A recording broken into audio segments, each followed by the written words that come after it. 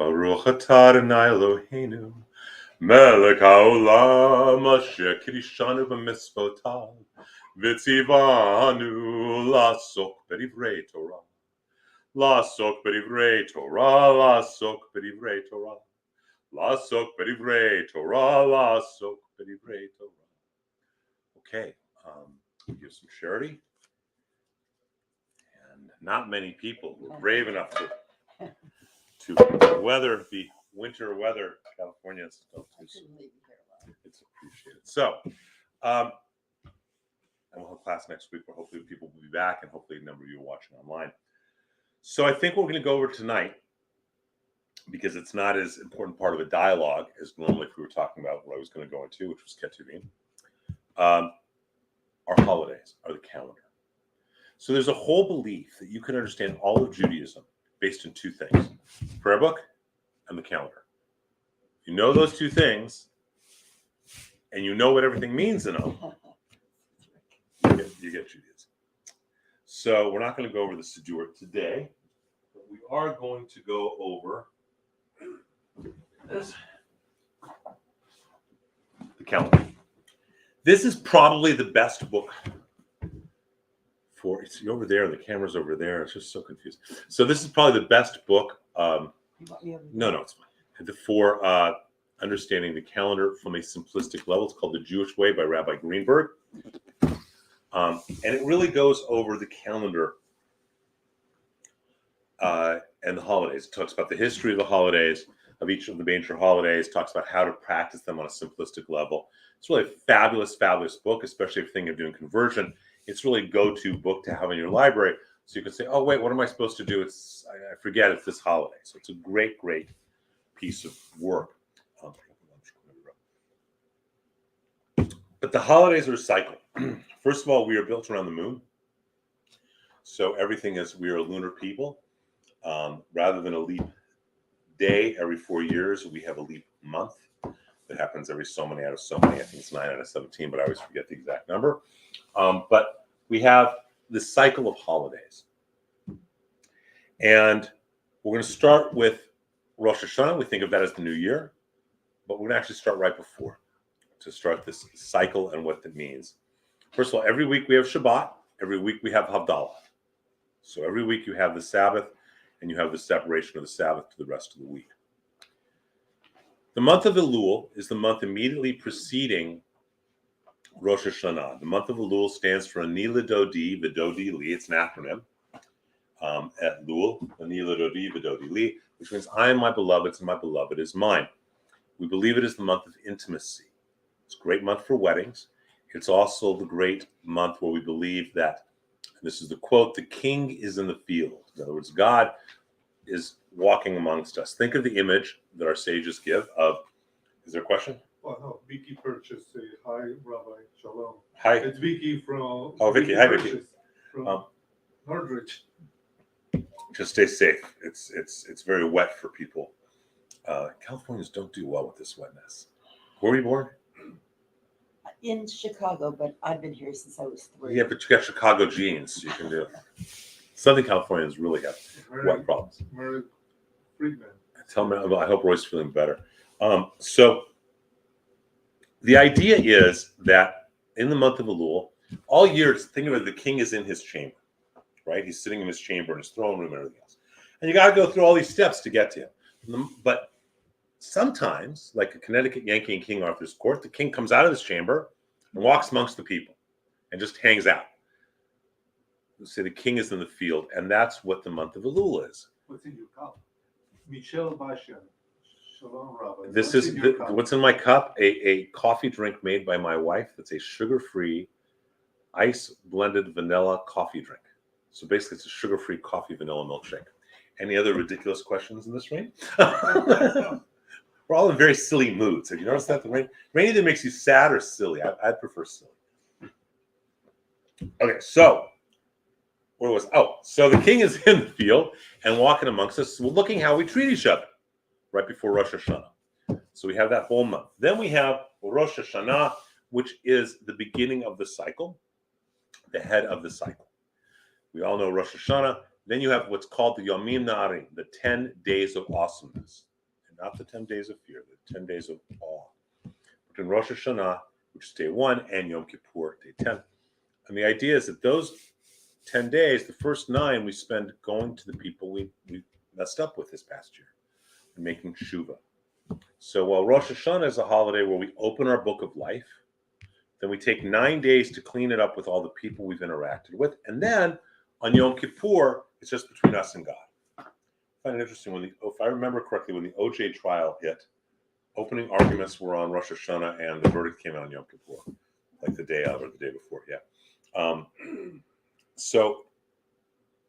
and that's really what we have. Rosh Hashanah is our opening arguments. Rosh Hashanah is a scary day because people get it backwards. Rosh Hashanah is actually a very scary day. It's opening arguments. We don't know if we're going to survive or not. Okay. Yom Kippur is a joyous day. The fact that we're here means that God has forgiven us. There are very few things the rabbis agree about in the Talmud. That there's no machlokas, no debate. One of them is that Yom Kippur is one of the 2 happiest days of the year. It is meant to be a happy day. It is not my fault you were not taught that. It is meant to be a happy day. It says it twice in the Talmud. One's in Hagigah, I forget what the other one is. I think it might be in Yoma, but it's very clear. And it makes sense. Yom Kippur is called the Sabbath of Sabbaths. So let's talk about this just for a minute so people understand. The idea of why do we fast is so that we disconnect from our physical world and are entirely in our spiritual reality. So the fast is not just no food and no water, no showering, no washing your teeth, washing your face, no brushing your teeth. I hate that. No wearing leather, no cologne, no perfumes, no makeup. That's the fast. It's not just no food, no water. So you disconnect from the physical world entirely. And then it's so that we can step fully into the spiritual reality. It's not a fast out of penance. In Catholicism, there's 2 types of holidays, feast days and fast days. A feast day, you eat, it's celebratory. Fast day, it's sad, you're doing penance. It's not the case in our case. Yom HaKippurim, Yom Kippur. The fast is for joy, not for penance. What's another proof of the text of that? And this is Shlomo Riskin, this is Talmud. And there's no great rabbi in history who disagrees with this. None. And one of the other proofs is just like it was similar this past year. Tisha B'Av is a fast day for penance, for bad things that happen. If Tisha B'Av, the 9th of Av, falls on a Shabbat, we move it to Sunday. Okay, we did this last year. So you can't have a fast, sad day on Shabbat, but you can have Yom Kippur on Shabbat, right? And it's even better.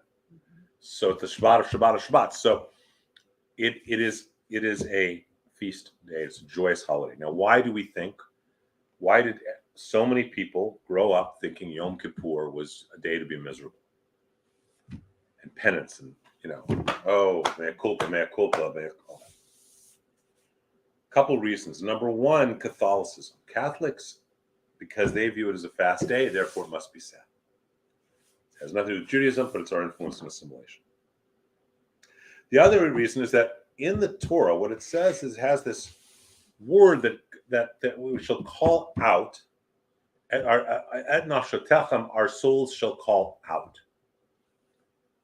And often that's been interpreted because of a Catholic interpretation that we should afflict our souls on Yom Kippur.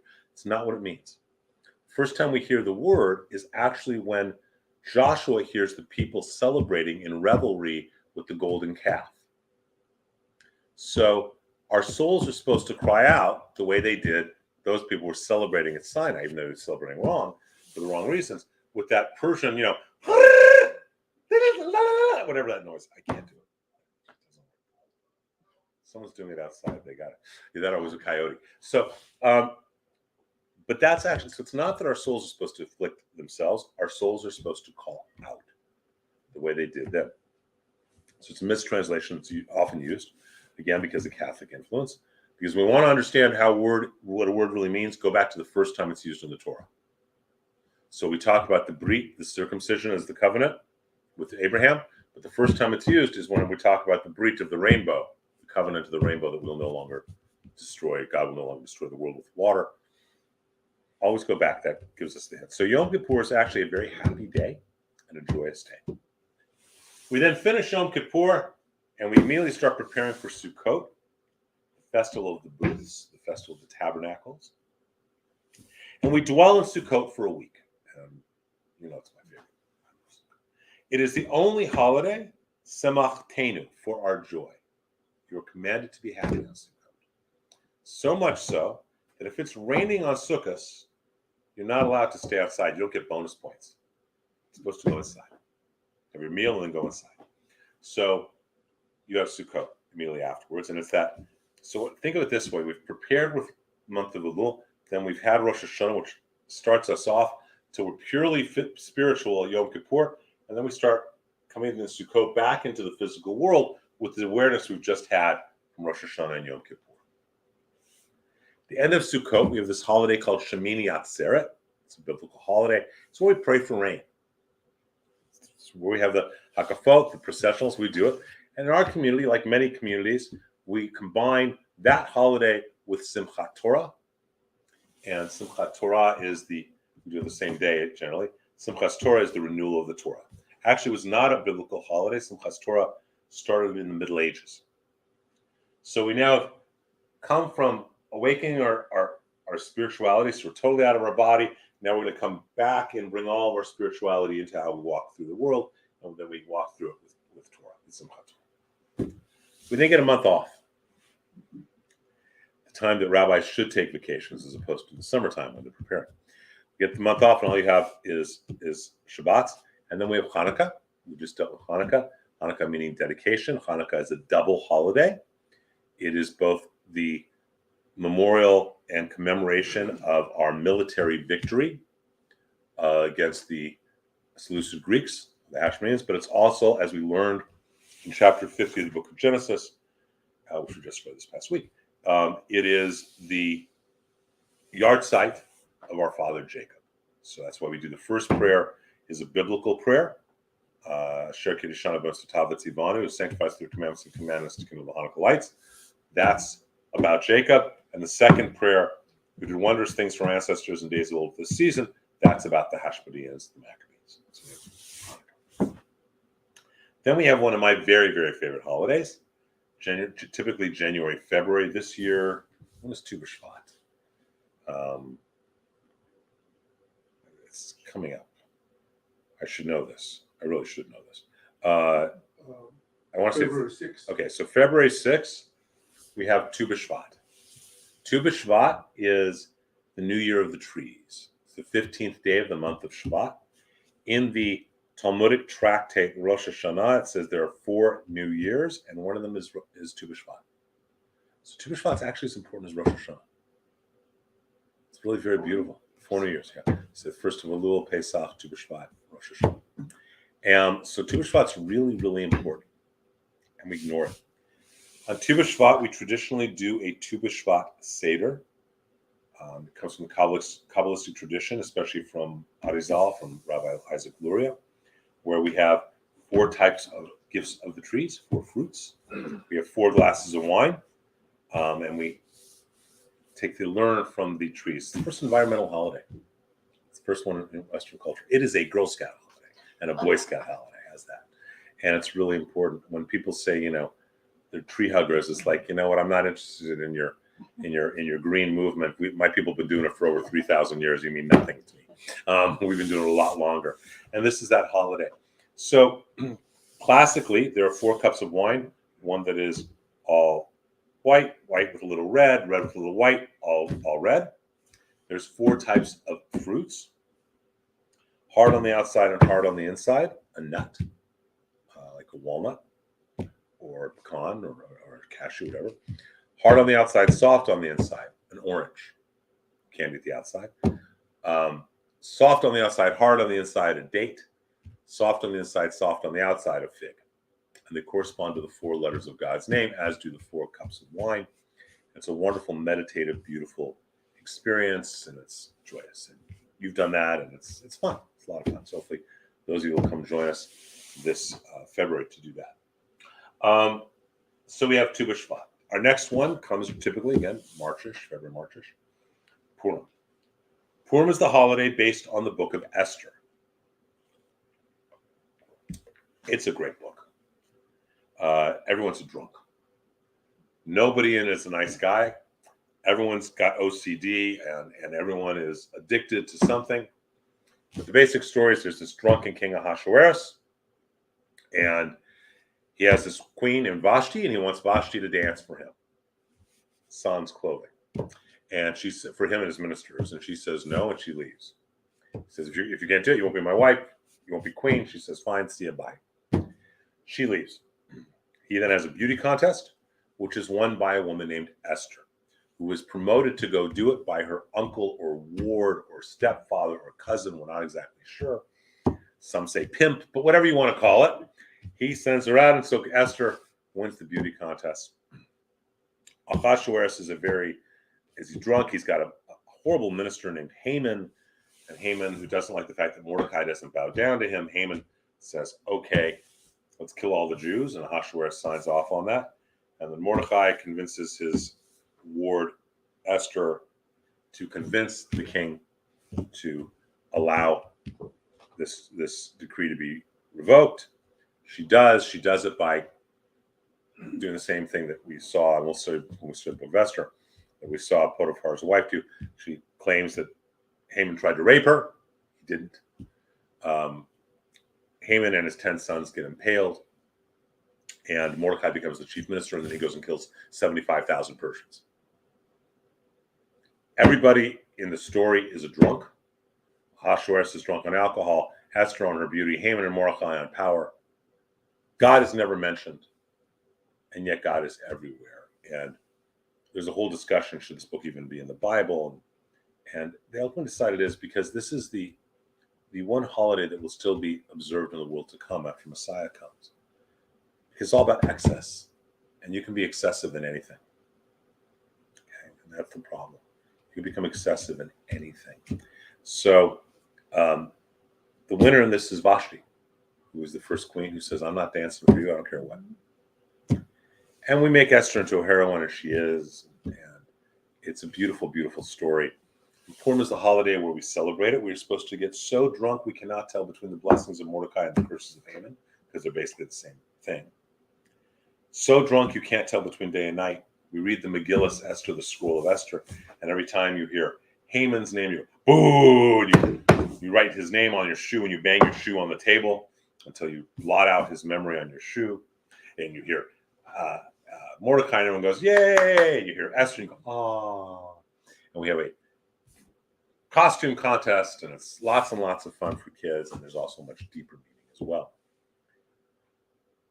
Purim is where we go into the collective world. Let me back up. The full name of Yom Kippur is actually Yom HaKippurim, which literally means the day that is like Purim. Yom meaning day, the ka like Purim, the day that is like Purim. On Yom Kippur, what do? We go into the depths of our soul and we cleanse it and renew, right? On Purim, we do the same thing, but we do it not just individually, but as a community and as a world. Pretty much every indigenous culture has ceremonies where they believe they are cleansing evil for the entire planet. Ours is Purim. There's a moment when everyone is drunk, because you've been drinking all night. Oh, you laugh now. I used to show up at temple many years ago with a bottle of tequila in one hand, a shot glass tied to my neck on that little shot glass, that was the little handle that would pass around, so the bottle was empty. It was very. I could do that in my 20s. I can't do that anymore. I have to say, I've never seen that done. No. It's the idea is you get totally drunk, and then come midnight you do recite lamentations.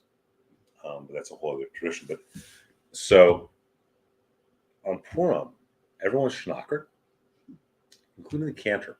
And there's this one moment where the cantor calls out Haman's 10 sons when they're impaled. Remember I said Haman and his sons are killed.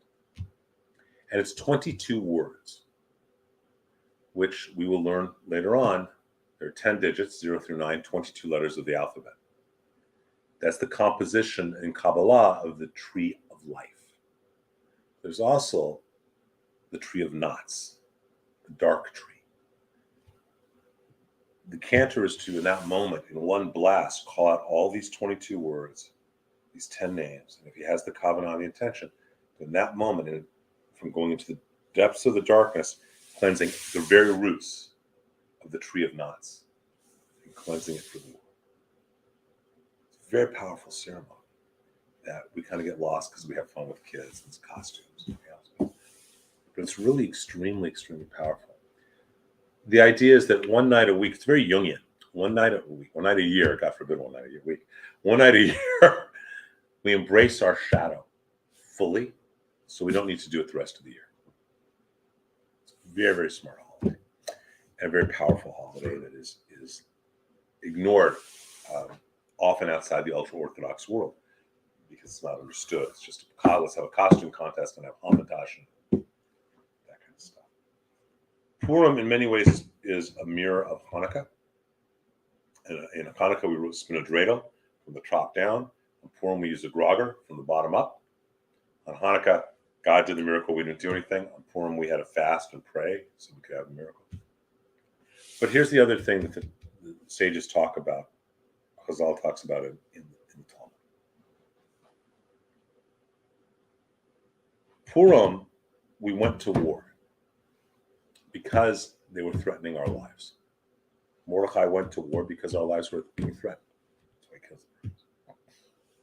them. Hanukkah, they're not threatening our physical lives, but our spiritual lives.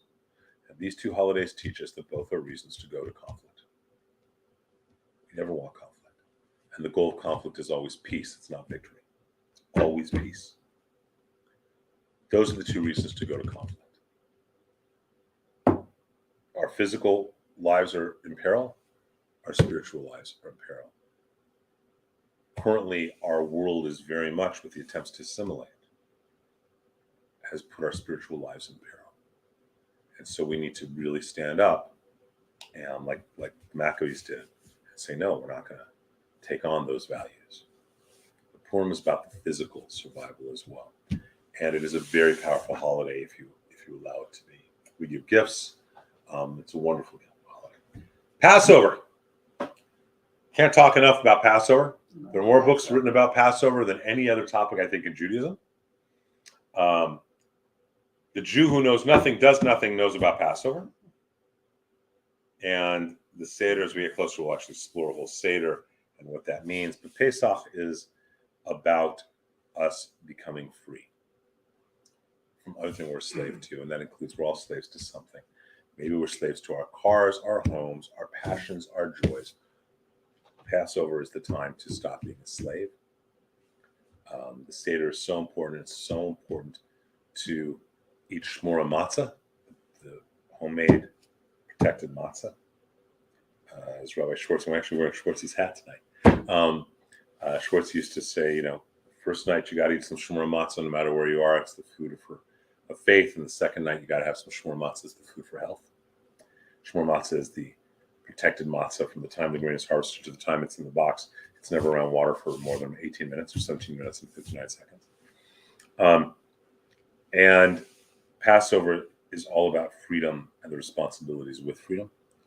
It is also, and this is a good reminder for young men, we are to always remind ourselves that Pesach happened because of the women. This is very specifically in the Torah, because, and in the Haggadah, because of of Shifra and because of the whole world of women, whether it's Moses' mother, sister, his stepmother, who raises him, whether it's because of the Hebrew midwives, everything in the Passover story happens because of women. So we need to remember that. That's a really good thing to remember as well. And so we have Pesach, which we love. The conclusion of Pesach, we have this period. It actually starts at the beginning of Pesach. But by the way, how many Seders are there? There's 3. It's first night Seder, second night Seder, and last night Seder. Because that's the night that we're about to cross the Sea of Reeds. So we actually do a similar type of Kabbalistic Seder on that night. Then you have this period called Counting of the Omer, which is, I didn't think about this. The 23rd is during the Omer, isn't it?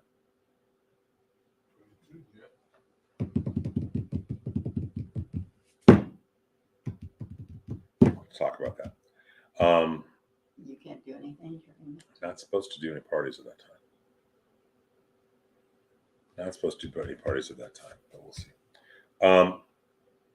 Counting the Omer is the meditative period between Passover and when we receive the Torah, the month of Shavuot, when we get that. There's also a holiday in between called the 33rd of Counting the Omer, Lag BaOmer.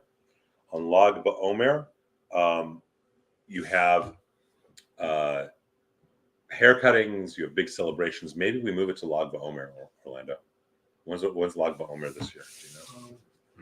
Excuse me for 1 second. This is kind of. instead of thinking of it as a party, can't you think about You can, it yeah, it's a like- fundraiser, but we could but do. no- but a fight to keep. You our way could, of yes, life. you could, but I'm just something to probably talk about because Lag BaOmer is Monday, 8th or 9th of May, 2nd of May. So, okay, so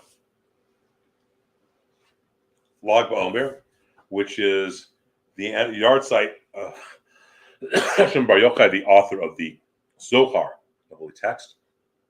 It's about rainbows. Big bonfires are made, and often that's when we do a traditional haircutting.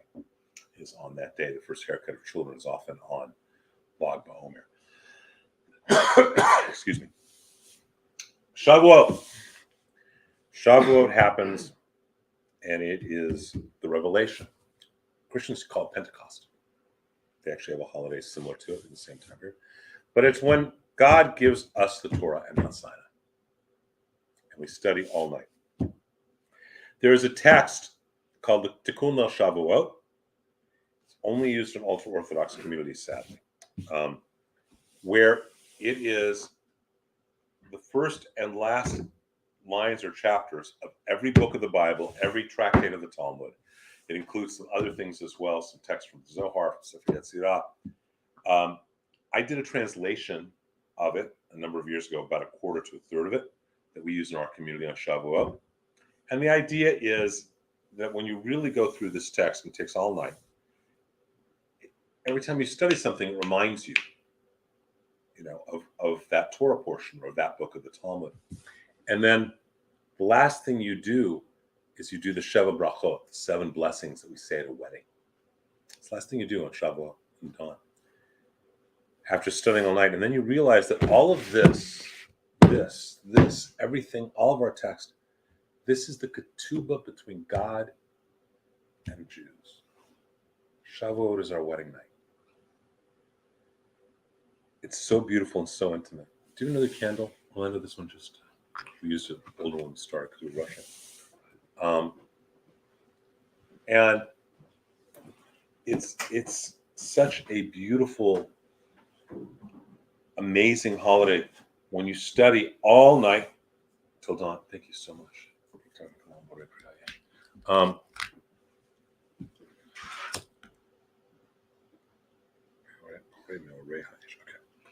get in there.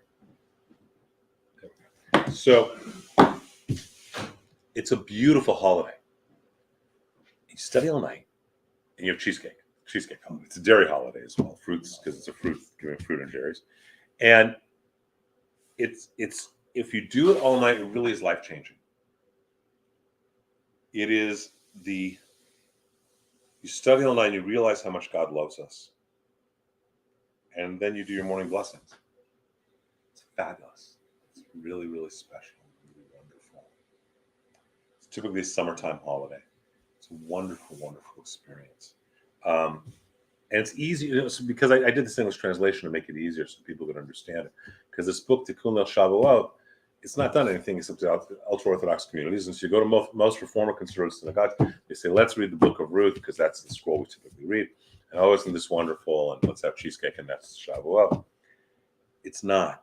It's about recognizing how God and we are betrothed. We wrap tefillin around us, and we're betrothing ourselves to God. That's why we say, Varastikli, I betroth you to me in loving kindness and faithfulness. Everything we do, we're married to God, and God's married to us. And Shavuot's a renewal every year of our marriage. And it's so beautiful and so powerful. And so not utilized outside the ultra-Orthodox, and it should be. It has such deep meanings. That's why I did that translation. I edited that. After Shavuot, we have this holiday called the 17th of Tammuz. So what happens? God gives us the Ten Commandments, Torah. Moses goes back up on the hill. And what ends up happening? The Hebrews say, oh, God has left us. That man is gone. Aaron, make for us a calf. So we just get married, and what do we do immediately? We go have an affair. We're going screwing around with this golden calf, and we just got married. So what happens? On the 17th of Tammuz, as Moses comes down, realizes the golden calf has happened, and we break God's heart with the golden calf. 1,000 years later, the 17th of Tammuz is the date where the walls around Jerusalem were broken. We broke God's heart, and then God breaks our heart. 3 weeks after the 17th of Tammuz, we have Tisha B'Av, meaning the 9th day of the month of Av. Another fast day, a sad day. That's when everything bad, if you can think about it, and it's bad in Judaism, it happened on the 9th of Av.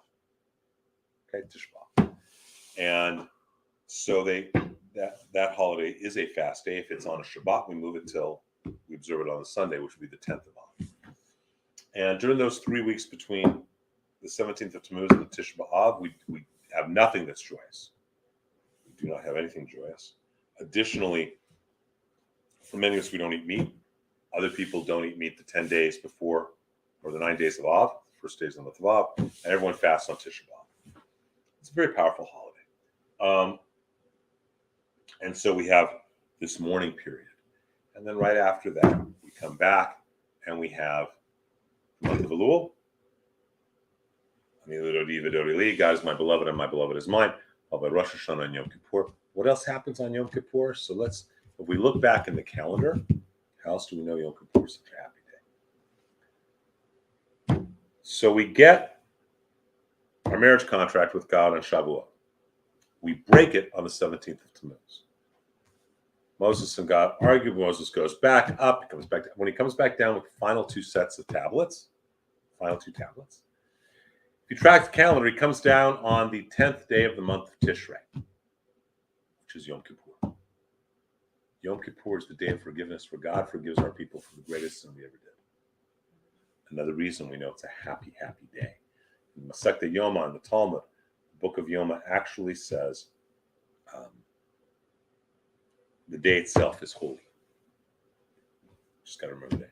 And so that becomes our cycle. In between, usually sometime in April, May, we have a couple other holidays. Yom HaAtzmaut, Yom HaShoah Gevurah, the Yom HaZikaron, the day about Israel's independence, and Yom HaShoah. And I want to talk for just a moment about Yom HaShoah. These are obviously modern holidays. They didn't start until after World War II. The name of the holiday that commemorates the Holocaust is not Yom HaShoah. That is not its name, which would mean a Shoah is a conflagration or a destruction, like the destruction of the temple, destruction by fire. That is not the name of the holiday. One calls it Yom HaShoah. That is not the name of the holiday. The holiday's name is Yom HaShoah Gevurah. Gevurah, strength. We often focus just on the terrors, on the horrors. The holiday is actually the day of remembering the Holocaust and of strength. We survived and we will always survive. We need to remember that when we do Yom HaShoah. It's actually Gevurah as well as Gevurah. It's strength as well. So those are our calendars. In between all this, every week we have Shabbat. Every week we have Havdalah. Every month we have Rosh Chodesh, which is the new moon ceremony. One of the great things in a classic new moon ceremony, the Rosh Chodesh ritual, is it is run by the women. So this is something the Sisters of Simcha, they wanted to do, help them design it, but they would do a monthly new moon ceremony, and it's Rosh Chodesh for each of our months. Each of the months have their own significance, and each of the months have their own energy, their own animal. We're going to go into astrology on Wednesday night, Talmud and tobacco, assuming it's not still pouring like this. Our astrological system is very, very detailed, much more so than even Chinese astrology. And there is, each month has a meaning. The holiday that's in it has a meaning. And so these are our holidays, our major holidays. As I said, Purim and Hanukkah, in some ways, are tied together. We also have tied together, obviously, Rosh Hashanah and Yom Kippur, but we tie together Sukkot, Shavuot, and Sukkot. What am I missing? Why do I feel like I'm missing Sukkot? And there we go. So we have Sukkot, Pesach, and Shavuot. I want to make sure they're all up there. Those are the three festivals, the three festivals of Regalim, the three festivals that in ancient times you'd have to make a pilgrimage to Jerusalem. They're the three pilgrimage festivals.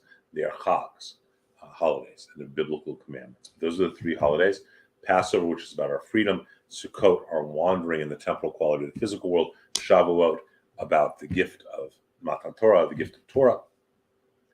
Those three holidays, which are all also biblically commanded, those are called the three festivals of walking. Regalim, the three festivals of walking. So those are pretty much our holidays. Does that, any questions from you or anyone online? Does that, if you observe those holidays, you'll start thinking differently. I will tell you, it's especially powerful when a man starts to observe the holidays. Excuse me, to tell you why I say that. A woman, for the vast majority of her adult life,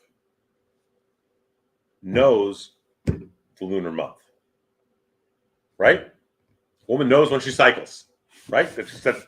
She knows this part of the month or this part, she cycles up with the people in her workplace, right? A woman naturally works on the cycle of a month. Men do not. We are more solar as opposed to lunar. And working on a Jewish calendar puts us in sync with the universe because it makes us realize, oh, here I am. Oh, it's a full moon. Oh, it's a new moon. It's become conscious of the holidays via moon. And that's a much more organic way of interacting with this world in this space. So are there any questions about any of this? All good. So, and I do, pass that book back over here if you'd be kind enough. Let's just slide it on down here. I do want to recommend this book if you want to zoom in on this at all. This is a really fabulous book. Again, it doesn't have a lot of the spirituality. It's more history and how to. This book, The Jewish Way, really is an amazing piece of work to have in everyone's library so that you know what each holiday is. And it's a beautiful, beautiful opportunity. Now they can't see me. I'm hiding behind The Jewish Way. Okay. So I really want to recommend that to everyone as well. That's what we're going to do tonight. Stay safe in the rain, because I think that's more important than anything else. We have Talmud and tobacco on Wednesday, weather permitting. Thursday morning, 8 a.m. We're going to be wrapping tefillin and doing morning service, morning study session, actually. We'll have the old service, but morning study session. Saturday morning at 10 a.m., we have a Shabbat service and potluck. So bring food, dairy, or parv. Next Monday, we'll continue with Ketuvim, with the writing section of the Bible, and then we'll be done with the Bible entirely. And then we get some really fun stuff that I love, which is Talmud. And that's kind of where we're at. Unless Orlando's reading a question. Yes. Question, please. Put lectures on Zoom. Please do something. It was directed towards you, not me, right? Okay. So have a great, great week. Hopefully I'll see you Wednesday night, 7:30 at Stonehouse. Dress warmly, because I don't think it's going to be raining, but it will be cold. But it will be cold. It will be cold. So dress warmly, and we're going to go over Jewish astrology, which is really a lot of fun. And again, Saturday morning source, and Thursday morning, man or woman, anyone can wrap tefillin. 8 a.m. Thursday morning here at the sanctuary. So we'll have a tefillin and study session. And we have tefillin. If you do not own them, we have tefillin here. Okay. Have a great week. Hopefully I'll see you this week, Wednesday, Thursday, Saturday, or next Monday. Thanks. Saturday's supposed to be the biggest rain. Are we still on or are we off?